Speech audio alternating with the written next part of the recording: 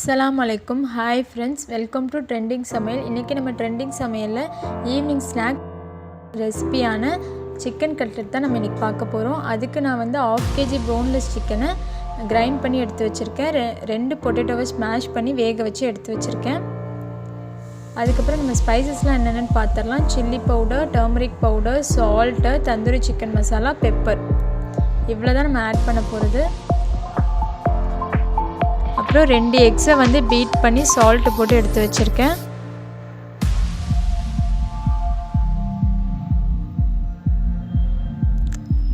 Bread crumbs இல்லைனா rusk powder எடுத்துக்கோங்க. நான் இன்றைக்கி ரஸ்க்கு தூள் தான் எடுத்திருக்கேன்.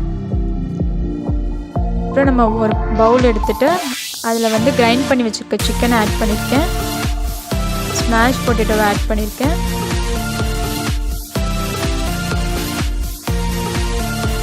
அப்புறம் நம்ம எடுத்து வச்சுருக்க ஸ்பைசஸ்லாம் ஆட் பண்ணிக்கலாம்.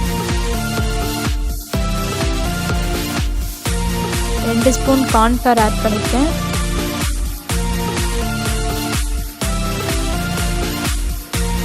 இது வந்து ஆப்ஷனல் தான்.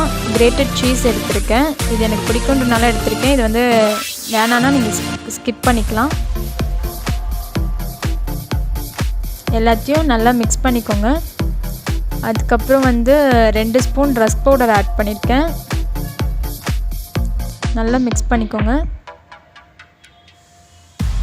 இப்போ ஒரு கையில் வந்து ஆயில் அப்ளை பண்ணிவிட்டு ஃபஸ்ட்டு பால் மாதிரி ஷேப் எடுத்துக்கிட்டு அதுக்கப்புறமா நமக்கு கட்லெட் ஷேப் பண்ணிக்கோங்க.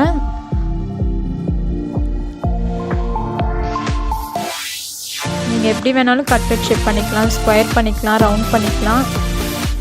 எல்லாத்தையும் ஷேப் பண்ணி எடுத்து வச்சிட்டேன்.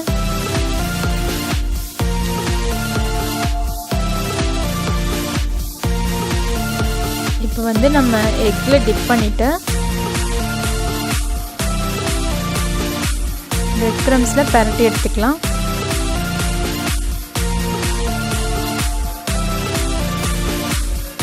இதே மாதிரி எல்லா கட்லெட்டுக்கும் பண்ணிவிட்டு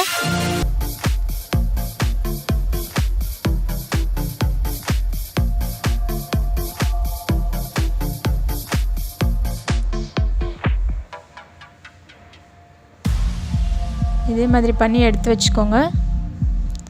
நம்ம இப்போ ஷாலோ ஃப்ரை தான் பண்ண போகிறோம். டீப் ஃப்ரை பண்ண போகிறது இல்லை.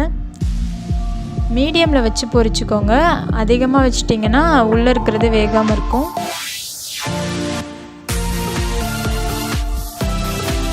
நீங்கள் பின் சைடு எடுத்து போடும்போது ஒரு ஸ்பூன் வச்சு எடுத்து போட்டுக்கோங்க. அப்போ தான் உங்களுக்கு ஈஸியாக இருக்கும், உடையாமையும் இருக்கும்.